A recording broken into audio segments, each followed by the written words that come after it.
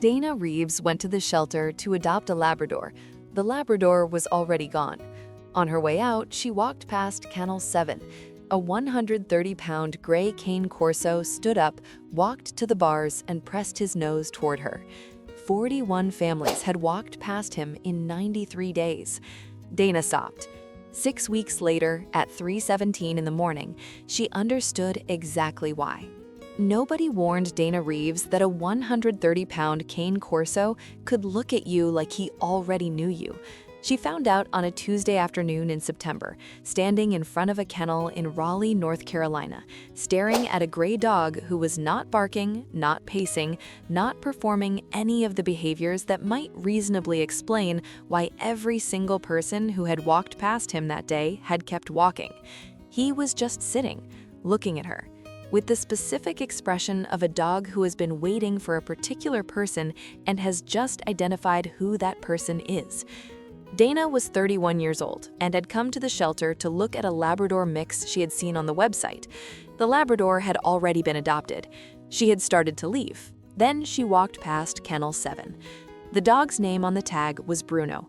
He was 18 months old, gray-blue with wrinkles that folded over themselves like old velvet, a chest like a barrel, and eyes that were a deep amber in the afternoon light.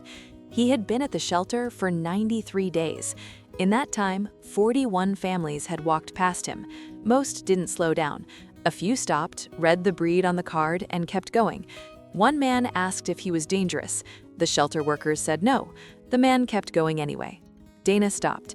Bruno stood up slowly, walked to the front of the kennel, and pressed his nose against the bars. She adopted him 40 minutes later. The laughing started that same evening. Her roommate said she had genuinely lost her mind. Her mother called twice, the second time to make sure she had heard correctly. Her coworker Mike, who owned a beagle, spent an entire lunch break sending her news articles with titles she stopped reading after the third one. Her neighbor in 4B said, leaning against the doorframe with his arms crossed, "You know those things weigh as much as a person, right?" Dana said she knew. What none of them knew, and what Dana was only beginning to understand herself, was what it felt like to have a 130-pound Cane Corso decide that you were his person. It did not feel like danger. It felt like gravity, like something had quietly shifted its orientation and was now pointed entirely in her direction. Bruno learned the apartment in his first 6 hours, not frantically, not nervously, methodically.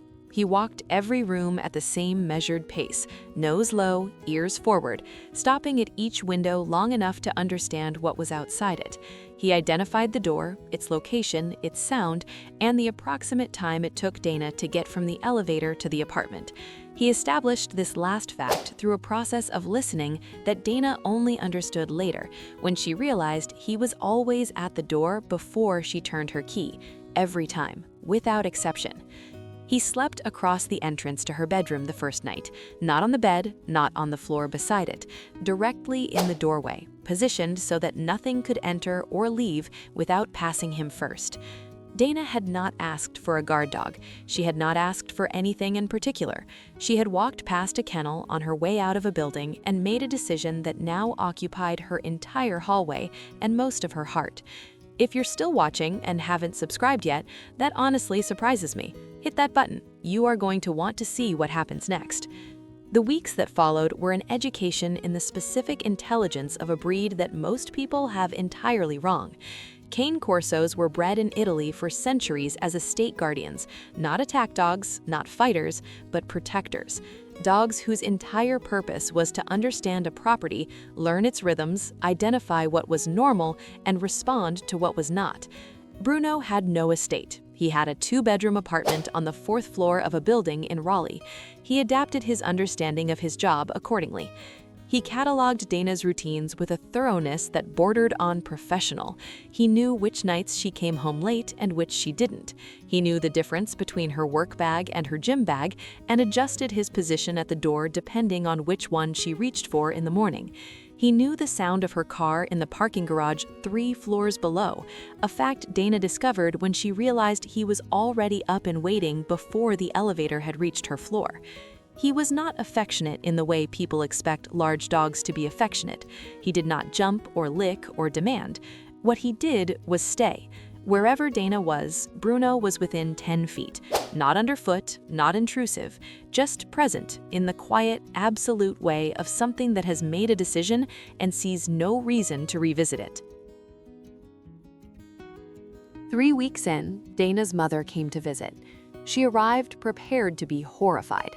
She left 4 hours later, having spent most of that time on the couch with Bruno's enormous head in her lap, telling Dana she understood now. She did not send any more articles.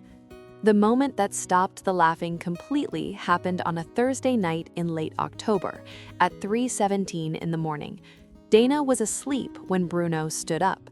She heard him before she was fully awake, not a bark, something lower, a sound that vibrated through the floor and pulled her out of sleep before she understood why. By the time she sat up, he was already at the front door, still, focused, every muscle in his body aligned toward the hallway outside. Dana called out, no answer. She pulled up the camera app on her phone, a doorbell camera she had installed 2 weeks earlier, mostly as an afterthought. There was a man in the hallway, standing outside her door. He had been there for 4 minutes, according to the timestamp. He was trying the handle. She called the police. The man was gone by the time they arrived. They found him 3 floors down, attempting the same thing with an apartment whose owner was not home. That apartment was entered. Dana's was not.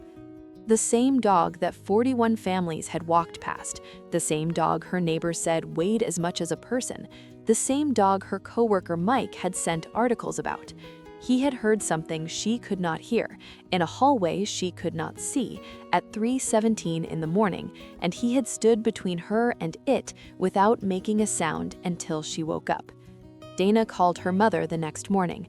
Her mother already knew. Dana's roommate had texted her.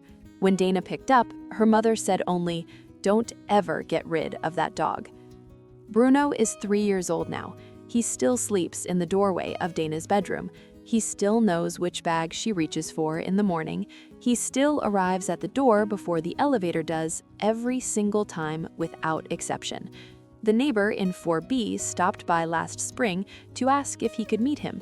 He spent 20 minutes on the floor, letting Bruno rest his enormous gray head on his knee, then looked up and said quietly, "I get it now." Most people do, eventually. It just takes them a little longer than it took Bruno. Some dogs don't wait to be understood. They simply show up, learn everything about you, and get to work. And sometimes the best thing you can do is get out of the way and let them. Would you have walked past Kennel 7, or would you have stopped? Tell me in the comments.